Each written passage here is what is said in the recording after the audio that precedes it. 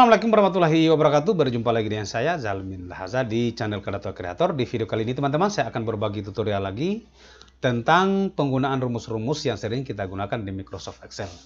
Nah, bagi kita sebagai pemula bahwa Excel ini adalah aplikasi yang kita gunakan untuk pengolah angka. Kalau terkait penggunaan pengolah kata, Anda bisa atau saya sarankan menggunakan Microsoft Word. Nah, di kesempatan ini saya akan memaksimalkan menjelaskan tentang rumus-rumus dari yang paling dasar sampai yang tingkat rumit, mungkin sekitar 20 rumus ke atas ya. Jadi untuk kita bisa memahami tentang rumus-rumus tersebut, silakan ikuti videonya sampai tuntas dan jangan lupa subscribe ya sebelumnya. Oke, langsung kita masuk di tutorialnya. Nah, mari kita lihat teman-teman, di sini ada sebagai lembar kerja basic ya. Di sini saya berikan basic karena kenapa? Karena ini adalah sebagai dasar kita untuk pengembangan tentang penggunaan Microsoft Excel ini. Nah, teman-teman harus memahami dulu tentang operasi apa saja yang sering kita gunakan. Mari kita lihat di sini, operasinya ada di sini 5 ya, yang mana ini adalah soalnya. Untuk di operasi penjumlahan itu teman-teman kita menggunakan tanda plus. Tanda plus ini, kemudian untuk pengurangan ya kita menggunakan tanda minus. Kemudian perkalian kita menggunakan tanda bintang, kemudian pembagian kita menggunakan tanda garis miring.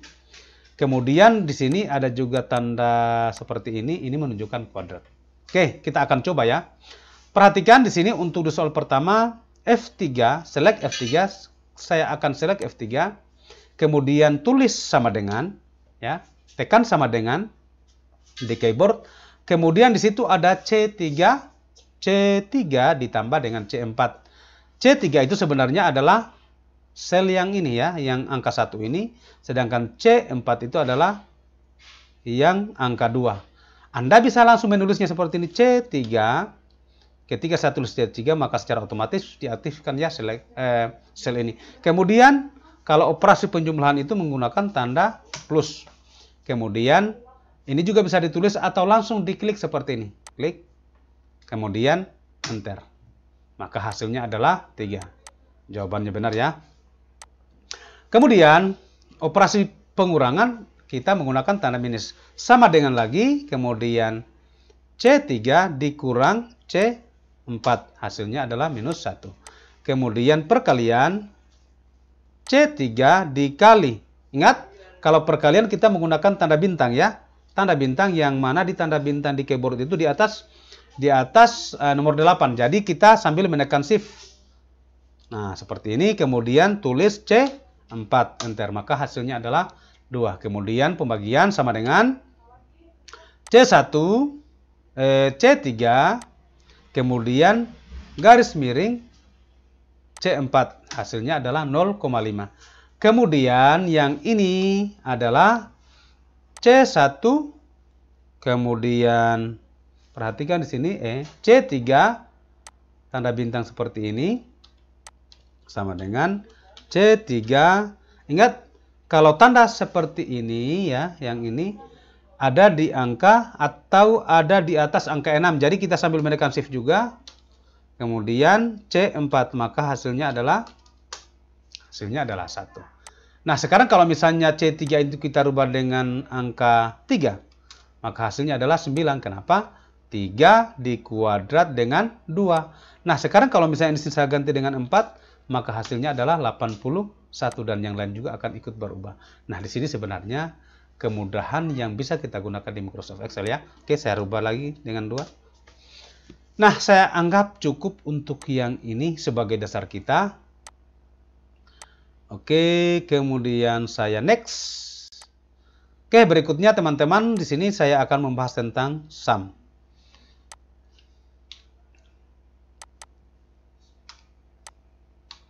Nah, untuk rumus sum ini adalah rumus yang kita gunakan untuk menghitung jumlah data. Di sini teman-teman untuk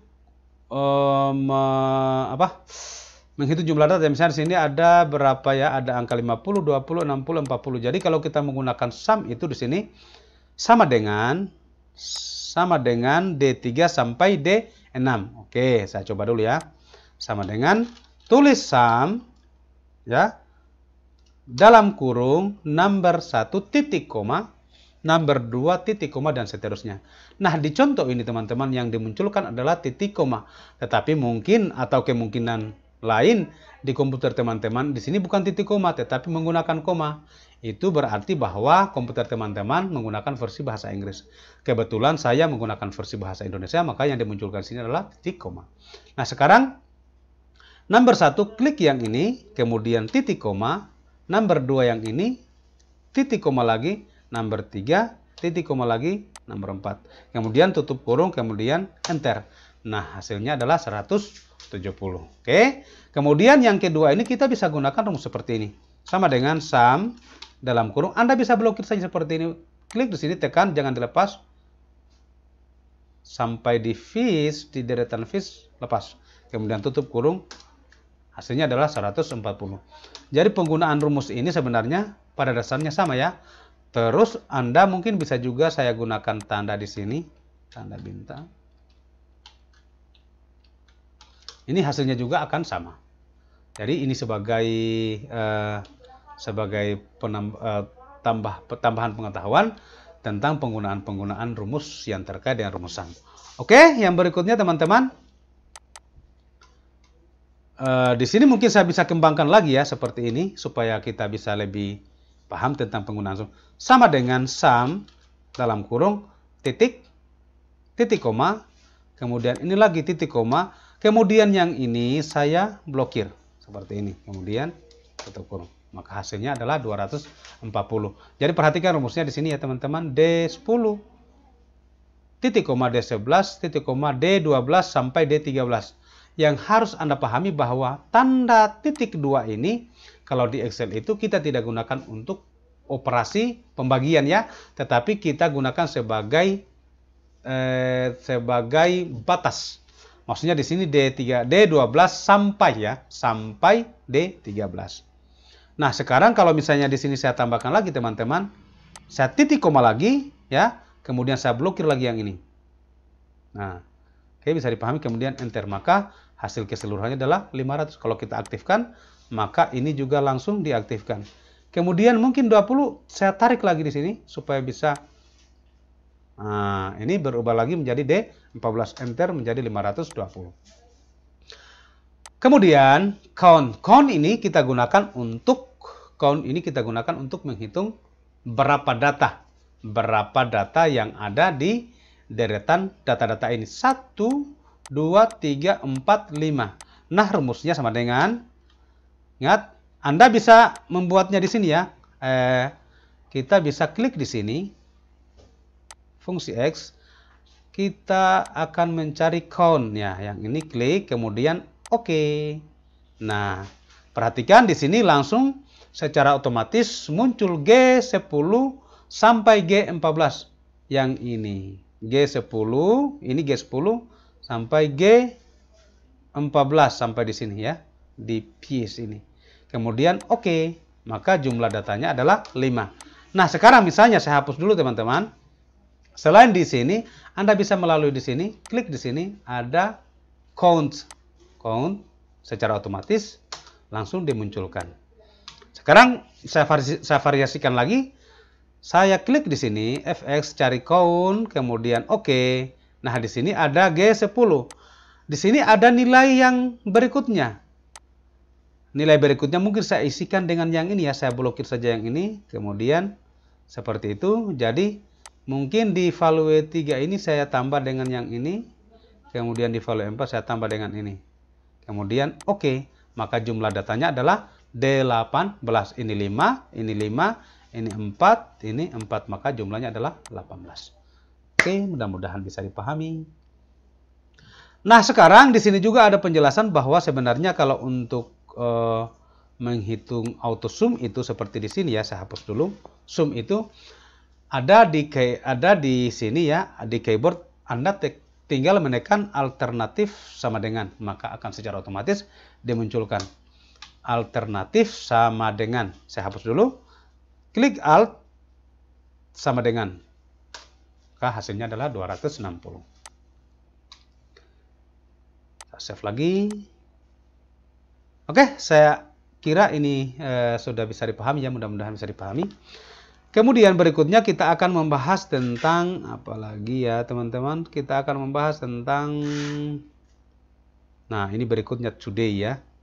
Kita akan menjelaskan, saya next saja, next. Nah, kita akan menjelaskan tentang efek average. Nah, average ini kita gunakan sebagai apa? Average ini kita gunakan untuk menghitung rata-rata nilai. Misalnya, dulu ya, kita akan menghitung rata-rata nilai. Nah, average itu sebenarnya rumus sesungguhnya adalah jumlah data dibagi dengan N ya, jumlah data dibagi dengan N. Maksud saya jumlah ini kalau di jumlah angka-angka ini dijumlahkan, berarti kita menggunakan rumus seperti ini. Sum ya, dalam kurung seperti rumus yang sebelumnya tadi, diblokir dulu, kemudian bagi, kalau bagi kita menggunakan garis miring ya. Bagi berapa jumlah datanya? Kalau jumlah data menggunakan count, dalam kurung blokir lagi yang ini. Nah, maka hasilnya adalah 42,5. Bisa dipahami teman-teman? Bisa kita lihat rumusnya di sini adalah 42,5. Nah, ini sebenarnya asal muasalnya rumus dari average. Nah, ternyata ini ada rumus yang lebih singkatnya, yaitu kita menggunakan sama dengan average dalam kurung tinggal diblokir seperti ini. Enter, hasilnya adalah sama 42,5.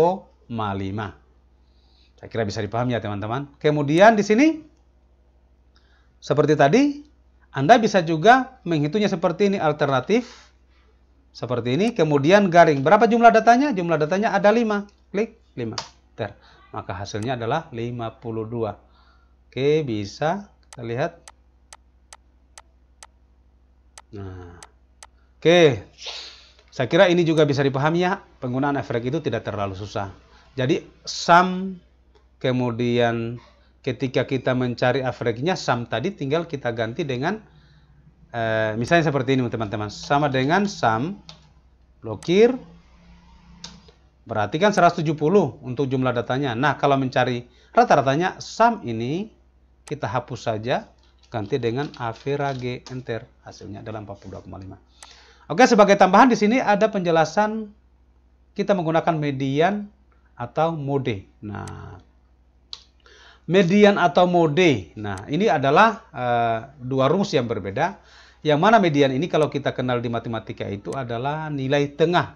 Sedangkan mode ini di matematika kita kenal sebagai modus, nilai yang sering muncul. Oke, saya akan bahas satu persatu.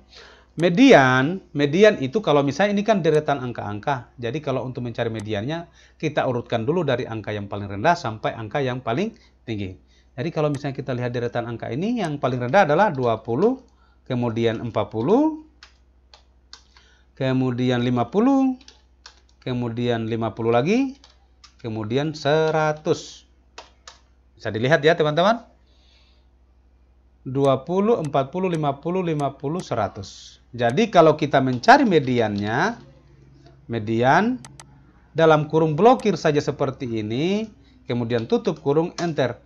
Di sini adalah hasilnya 50. Terbukti. Sekarang lihat 1, 2, di bawah juga 1, 2, maka nilai tengahnya adalah 50. Nah, sekarang kalau misalnya ini saya hilangkan 1, maka yang muncul adalah 45. Sekarang berarti 100 ini saya hilangkan ya. Nah, mari kita lihat berapa nilai tengahnya. Nilai tengahnya berarti di sini kan harusnya nilai tengah kan nilai tengah berarti 40 dengan 50. Nah, ini dijumlahkan kemudian dibagi dengan 2. Kenapa? Karena harusnya di sini kalau misalnya di sini ada nilai 100 tadi kan atau misalnya ada salah satu angka lagi di sini kan pasnya 50, tetapi karena di sini pasnya seperti ini, maka ini harus dijumlahkan kemudian dibagi 2. Hasilnya adalah 45. Kalau 100, 1000, maka hasilnya adalah 50. Oke, saya hapus. Kemudian penjelasan mode. Mode itu adalah modus. Modus atau nilai yang sering muncul. Jadi di sini sama dengan mode. Ini sering kita gunakan rumus ini. Kita blokir lagi, kemudian tutup kurung, enter. Hasilnya adalah 50. Betul ya, di sini 20 satu kali frekuensinya, kemudian 1000 satu kali juga frekuensinya, kemudian 50 ada 2 kali dia muncul. Maka yang modus atau mode adalah nilainya 50. Oke, saya kira bisa dipahami. Kemudian next. Nah, sekarang kita akan membahas tentang min dan max. Min itu adalah rumus nilai yang paling rendah atau nilai terendah, sedangkan max adalah nilai yang paling tinggi atau yang tertinggi. Jadi kalau misalnya mungkin untuk mencari data nilai siswa itu kan untuk mencari nilai yang tertinggi ya kita menggunakan nilai max. Kalau kita mencari nilai terendahnya siswa kita menggunakan nilai min. Nah, sekarang mari kita lihat di sini. Kita select D7. Kemudian pilih function di sini ya. Function ada di sini min. Klik. Maka langsung akan dimunculkan min. Kemudian yang ini juga bisa langsung di sini max 100. Sorry. Maksimal adalah 50. Jadi sebenarnya bisa langsung di sini, tetapi kalau misalnya kita juga tidak repot-repot, tinggal langsung tulis min dalam kurung blokir tutup kurung enter. Kemudian sini juga sama dengan max dalam kurung, perhatikan G3 di sini G3 sampai titik 2 sini G6 tutup kurung, hasilnya adalah 50. Saya kira bisa dipahami. Min max. Kemudian apa lagi? Kita lihat lagi. Coba ini kita coba gunakan rumus yang ini. Kita akan cari data yang di antara data ini yang 18 data ini berapa nilai yang paling terendah. Sama dengan min dalam kurung kita blokir seperti ini. Ingat titik koma lagi. Kita blokir seperti ini lagi, titik koma lagi, blokir seperti ini, titik koma lagi, blokir seperti ini, enter. Hasilnya adalah 10. Jadi di deretan angka-angka ini yang terendah adalah 10 yang ini. Nah, seperti itu. Kemudian mungkin max-nya sama dengan, untuk max-nya copy saja teman-teman. Copy saja yang ini, copy. Kemudian di sini, paste, Ctrl V. Ctrl V atau paste yang ini, kemudian min diganti dengan max. Maka hasilnya adalah 100. Kalau misalnya di sini saya rubah menjadi 1000, pasti yang dimunculkan di sini adalah 1000. Oke, bisa dipahami ya teman-teman. Nah, berikutnya adalah date dan time. Date and time. Nah, ini sangat penting ya teman-teman. Harus kita pelajari juga. Karena kenapa? Ini kalau terkait pembuatan aplikasi ya sering kita gunakan ini. Nah, sekarang misalnya check today. Today ini berarti kita gunakan untuk mengecek tanggal hari ini. Sama dengan Anda tinggal menulis today. Buka kurung, tutup kurung, kemudian enter. Maka hari ini adalah 6 September 2021. Ini betul ya, 6 September 2021. Tanggal lahir, ulang tahunmu? Ulang tahunmu mungkin saya ulang tahunku 8 Mei 2020.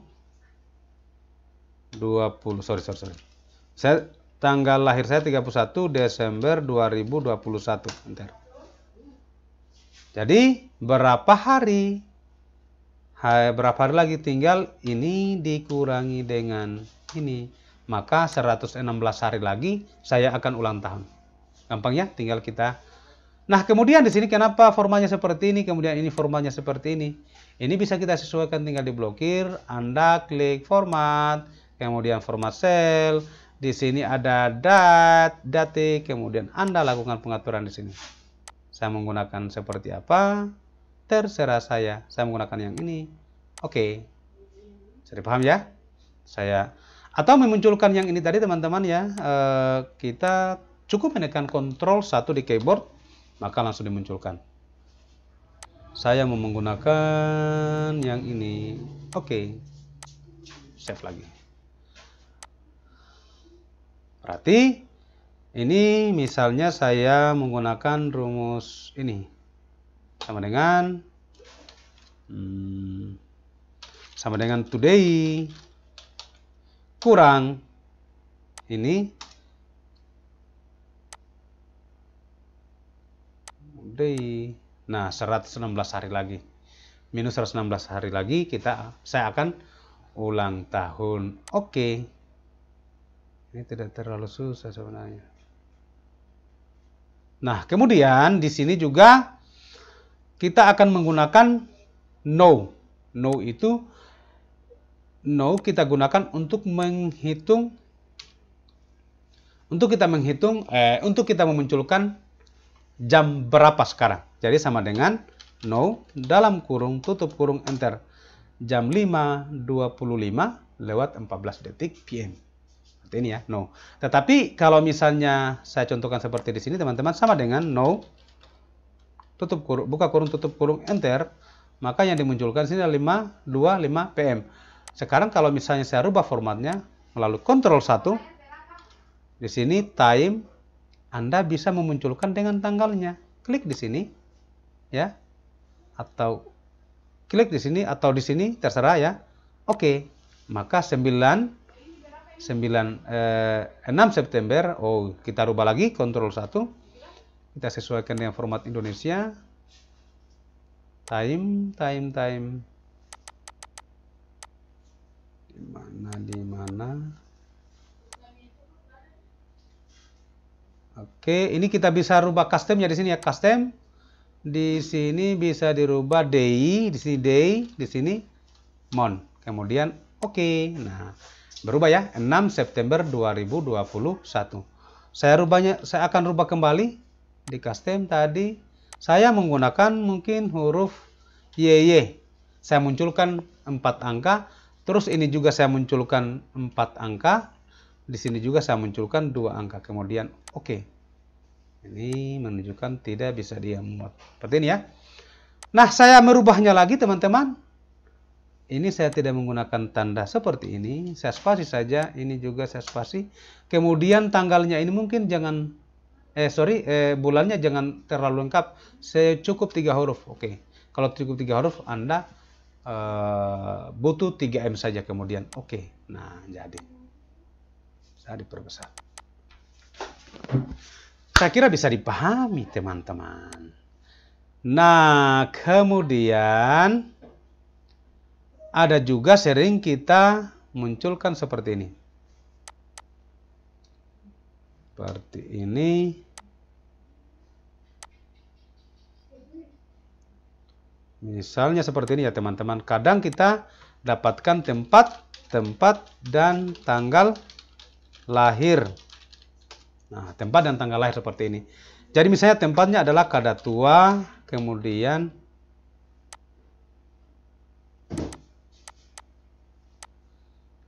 tanggal lahirnya adalah misalnya 31 Desember misalnya 1970.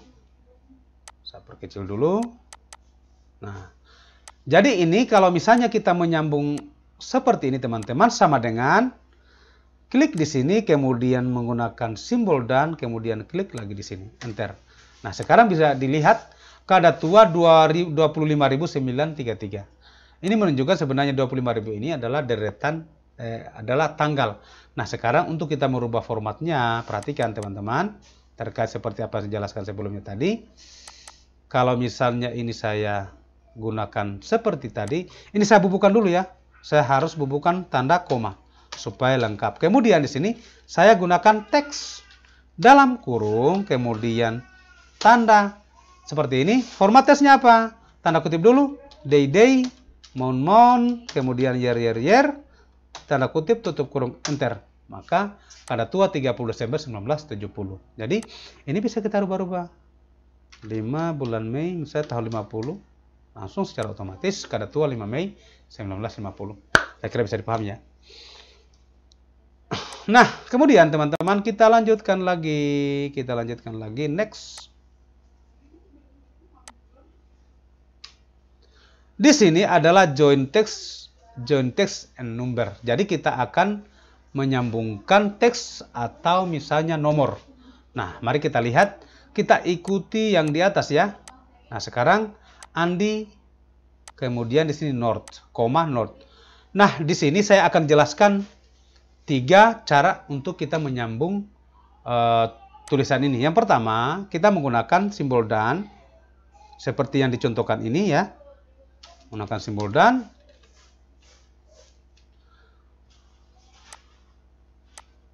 Kemudian kita menggunakan rumus conca tinate seperti ini, salah. Kemudian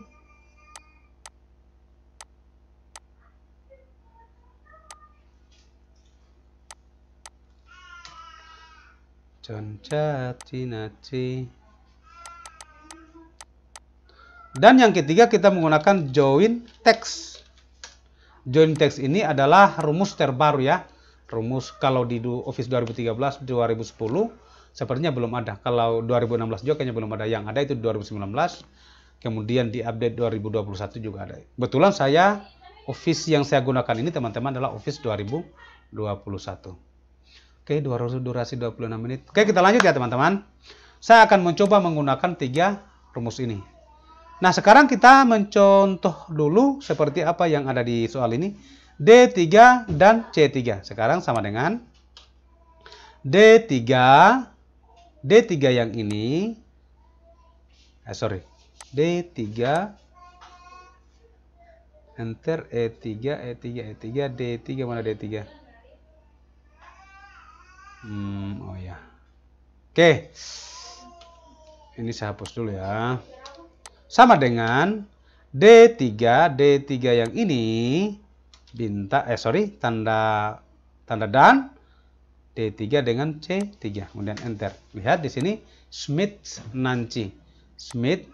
Kalau misalnya saya rubah dari ini C3 kemudian sini D3 maka menjadi Nancy Smith.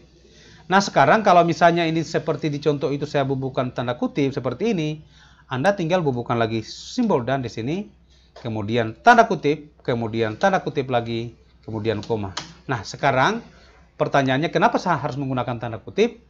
Karena pembacaannya adalah teks. Jadi koma ini kita gunakan sebagai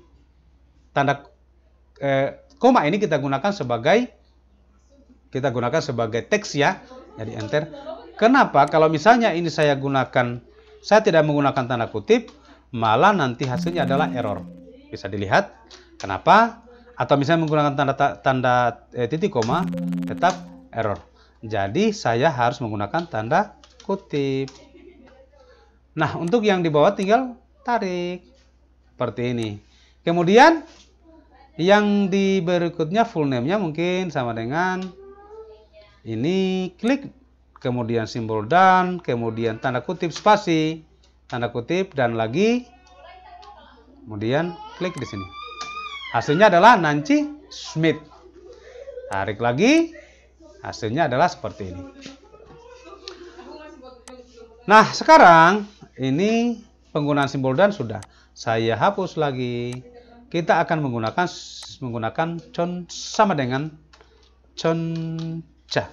Nah, ini langsung dimunculkan. Teks 1, teks 2. Teks 1-nya adalah yang ini, titik koma. Teks 2-nya adalah yang ini. Kemudian tutup kurung, enter. Mari kita lihat Andi North.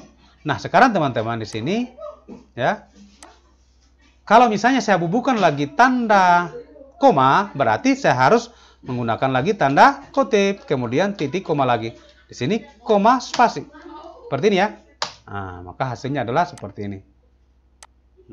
Kemudian yang ini juga sama dengan conca. Lihat. Yang ini, kemudian titik koma, yang ini. Saya tidak mau menggunakan koma. Menggunakan apa? Menggunakan tanda sambung. Boleh. Ini. Andi North. Save lagi. Berikutnya saya akan menggunakan join text. Jadi join text ini dia adalah formula terbaru pengembangan dan menurut saya lebih fleksibel. Kenapa? Karena kita tidak mesti repot lagi kalau misalnya kita menyambungkan lebih dari satu kata atau misalnya 10 kata, tidak mesti lagi kita harus ganti satu per satu. Dia lebih fleksibel lagi. Jadi rumusnya sama dengan join text. Join text, kemudian delimiter. Delimiter ini yang dimaksud adalah sambungannya itu kita menggunakan apa? Kita menggunakan tanda koma ya. Seperti ini. Kemudian titik koma, perhatikan. True. Nah, true. Oke. Titik koma. Teks 1, teks 2. Jadi teks 1, teks 2 kita blokir saja seperti ini. Kalau tadi kan kita harus ambil satu persatu ya. Kemudian, bentar. Jadi, Jan Kotas. Januari Kotas. Seperti ini. Jadi tarik lagi. Ini kalau misalnya yang ini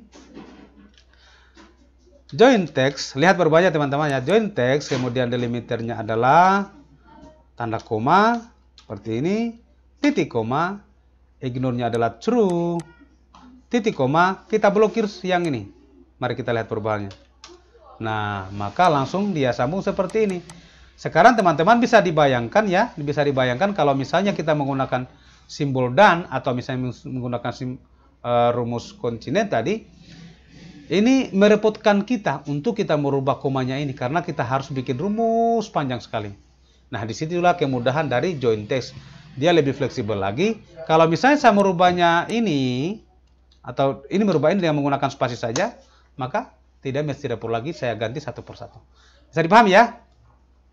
Nah, kemudian teman-teman, mari kita lihat lagi. Saya coba menggunakan lagi rumus yang ini. Saya hilangkan sampai C berapa ya? C7 saja. Nah, seperti ini. Nah. Oke, mari kita lihat. Tadi ada penggunaan true dengan false. Sebenarnya di mana sih penggunaan true dan false pada join text ini? Itu adalah penggunaan rumus kalau true, meskipun sel-sel ini dikosongkan, maka dia akan secara fleksibel akan mengaturnya sendiri tanpa dia memperhitungkan sel-sel yang kosong ini. Jadi contohnya seperti ini. Misalnya sama dengan join text. Join text, delimiternya kita menggunakan tanda seperti itu, kemudian titik koma, kita gunakan dulu true ya. Kemudian titik koma lagi, kita blokir yang ini. Perhatikan, dan tutup kurung, enter. Nah, sekarang bisa dilihat teman-teman ya, kalau saya menggunakan true, maka ini dia abaikan. Tetapi kalau saya menggunakan false, maka tetap dia akan juga munculkan. Di mana? Ini perhatikan di sini, perhatikan. Ini tanda kosongnya tetap dia munculkan, yang ini. Tetapi kalau kita menggunakan true, ini dia hilangkan. Jadi kalau misalnya supaya ini dia tidak ada tanda kosong seperti ini, ya harus diisi. Misalnya huruf A, misalnya sini huruf B, ini langsung dimunculkan. Saya kira bisa dipahami teman-teman. Oke, kemudian today, kemudian apa lagi? Nah, kalau yang ini saya sudah jelaskan tadi ya. Ini saya sudah jelaskan. Kemudian ini sudah saya jelaskan tadi. Kita next saja. Nah, sekarang mari kita bahas lagi. Apel. Perhatikan. Jika C9 sama dengan tertulis apel, maka bernilai true. Selain dari itu bernilai false. Nah, sebenarnya penggunaan if ini adalah rumus logika untuk memunculkan dua statement ya. Kalau misalnya statementnya salah, maka yang dia munculkan. Kalau misalnya kondisinya benar, maka yang dia munculkan adalah nilai true. Kalau salah, yang dimunculkan adalah false atau bernilai salah. Misalnya contohnya seperti ini. Jika if dalam kurung ya, if sama dengan C9 berarti yang ini tertulis sama dengan tertulis apel, seperti ini, titik koma, perhatikan, maka tertulis true. Selain dari itu bernilai false. tutup kurung, enter. Perhatikan, betul ya, karena di sini bernilai, karena tertulis apel, maka yang dimunculkan adalah nilai true. Kalau misalnya di sini salak, sorry, kalau di sini tulisannya salak, maka yang dimunculkan adalah false. Saya kira ini bisa dipahami. Kemudian kalau misalnya ini saya tulis false, ingat di sini saya tidak menggunakan tanda kutip. Kenapa? Karena true ini untuk di Excel itu dibaca sebagai nilai ya, atau misalnya dalam hal ini tidak dibaca sebagai teks. Tetapi bisa kita buat seperti ini. Misalnya ini nilai benar. Misalnya di sini benar. Benar. Kemudian di sini salah. Nah, kalau misalnya ini dimunculkan seperti ini, play, maka bernilai benar. Nah, kalau misalnya ini saya hilangkan tanda kutipnya, di Excel tidak dikenali nilai benar dengan nilai salah, yang dikenali adalah true dengan false. Ini pasti nilainya error.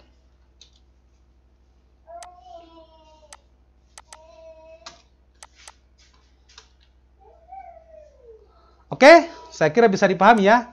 Untuk penjelasan yang lain nanti kita akan sambung di part 2-nya. Masih banyak ya tentang VLOOKUP, kemudian conditional function, kemudian formula error, masih banyak lagi rumus-rumus yang harus kita bahas. Tetapi itu kita akan membahasnya pada part 2. Saya, channel Kreator, saya akhiri. Assalamualaikum warahmatullahi wabarakatuh.